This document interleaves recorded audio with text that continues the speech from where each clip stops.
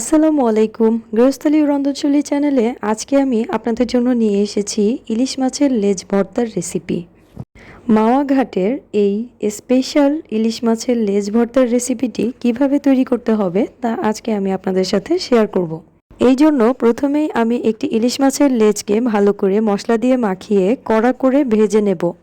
দেন আমি এই ইলিশ মাছের লেজ থেকে কাটা ছাড়িয়ে নিয়ে মাছগুলোকে আলাদা করে রাখবো। এরপর শুকনো মরিচ এবং পেঁয়াজ এগুলো ভালো করে মাখিয়ে নেব।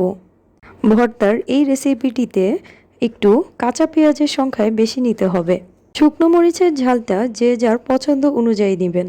ভালো করে চটকে নেওয়া হয়ে গেলে আমি এতে দিয়ে দেব লবণ এবং ধনেপাতা কুচি। ধনেপাতা কুচিটা আপনারা অবশ্যই ব্যবহার করবেন, এতে ইলিশ মাছের লেজ ভর্তা খেতে খুবই সুস্বাদু হয়। এরপর আমি দিয়ে দিলাম কাটা ছাড়িয়ে রাখা মাছগুলো, দিয়ে দেব লেবুর রস। আমি একটি লেজের জন্য এখানে 2 টুকরো লেবুর রস নিয়েছি।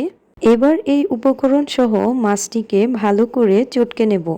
ভালোভাবে মাখানো হয়ে গেলে আমি এতে দিয়ে দেব কিছুটা পরিমাণ সরিষার তেল। এটি মাছের ভর্তাটিকে অনেক বেশি ঝাঁঝালো এবং সুস্বাদু করবে। ইলিশ মাছের এই লেজ ভর্তাটি তৈরি করা দেখুন কতটা সহজ।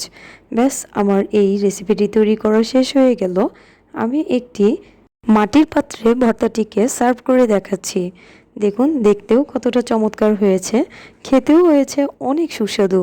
গরম গরম ভাতের সাথে এই ইলিশ মাছের লেজ ভর্তাটি খেতে অনেক মজা লাগে। আপনারা অবশ্যই বাসায় ট্রাই করে আমাদের কমেন্ট বক্সে জানাবেন কেমন হয়েছে।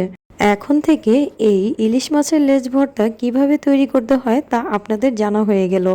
আর মাওয়া ঘাটে গিয়ে ইলিশ মাছের লেজ ভর্তা খেতেই চাইবেন না যখন এটি বাসায় বানাবেন। সবাই ভালো থাকবেন। ধন্যবাদ সবাইকে। আল্লাহ হাফেজ।